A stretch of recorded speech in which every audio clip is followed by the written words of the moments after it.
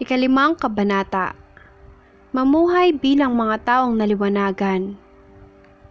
Yamang kayo mga anak na minamahal ng Diyos, tularan ninyo siya. Mamuhay kayong puspos ng pag-ibig tulad ni Kristo.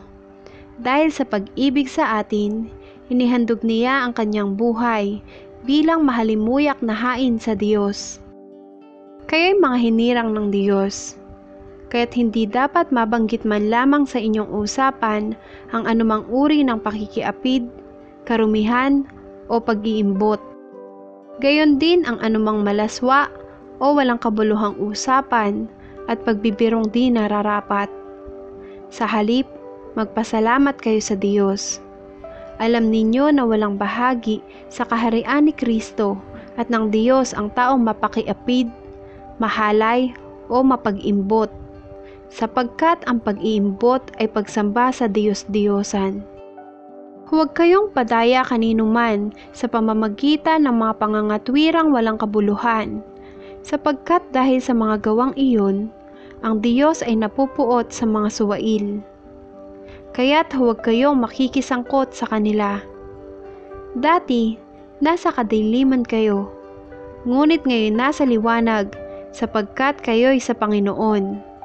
Mamuhay kayo gaya ng nararapat sa mga taong naliwanagan, sapagkat ang ibinubunga ng pamumuhay sa liwanag ay pawang mabuti, matuwid at totoo. Pag-aralan ninyo kung ano ang kalugod-lugod sa Panginoon. Huwag kayong makikisama sa mga taong gumagawa ng mga bagay na walang ibinubungang kabutihan, mga bagay na dulot ng kadiliman. Sa halip ay ilantad ninyo sila at ang kanilang mga gawa, sapagkat kahiyahiyang banggitin man lamang ang mga bagay na ginagawa nila ng lihim. Ang lahat ng nalalantad ay naliliwanagan, at ang naliwanagan ay nagiging liwanag. Kaya't sinasabi, gumising ka, ikaw na natutulog. Magbangon ka mula sa mga patay, at liliwanagan ka ni Kristo. Kaya't ingatan ninyo kung paano kayo namumuhay. Mamuhay kayong tulad ng matatalino, at di tulad ng mga mangmang, sapagkat masama ang takbo ng daigdig. Samantalahin ninyo ang bawat pagkakataon na kayo'y makagawa ng mabuti. Huwag kayong mga hangal. Unawain ninyo kung ano ang kalooban ng Panginoon. Huwag kayong maglalasing, sapagkat nakasisira iyan ng maayos na pamumuhay. Sa halip ay sikapin ninyong mapuspos kayo ng Espiritu Santo. Sama-samang ipahayag ang inyong damdamin sa pamamagitan ng mga salmo, mga imno, at mga awiting espiritual. Buong puso kayong umawit at magpuri sa Panginoon. Lagi kayong magpasalamat sa Diyos at Ama dahil sa lahat ng bagay, sa pangalan ng ating Panginoong Hesukristo.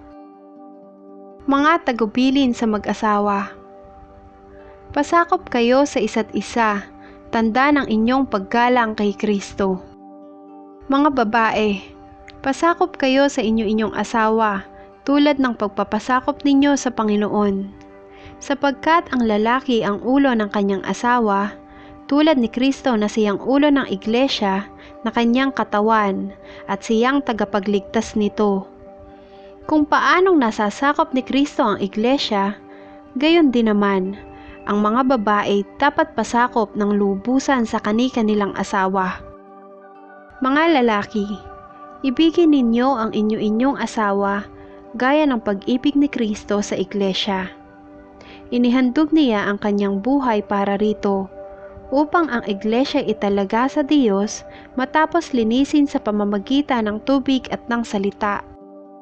Ginawa niya ito upang maiharap sa kanyang sarili ang iglesia, marilag, banal, walang batik, at walang anumang dungis o kulubot.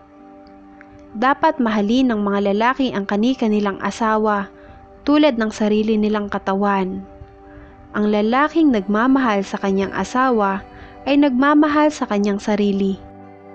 Walang taong namumuhi sa sarili niyang katawan, pagkus ito'y pinakakain at inaalagaan gaya ng ginagawa ni Kristo sa iglesia. Tayo mga bahagi ng kanyang katawan. Dahil dito, iiwan ng lalaki ang kanyang ama't ina at magsasama sila ng kanyang asawa, at sila'y magiging isa. Isang dakilang katotohanan ang inihahayag nito. Ang kaugnayan ni Kristo sa iglesia ang tinutukoy ko. Subalit ito'y tumutukoy rin sa bawat isa sa inyo. Mga lalaki, mahalin ninyo ang inyo-inyong asawa gaya ng inyong sarili. Mga babae, igalang ninyo ang inyo-inyong asawa.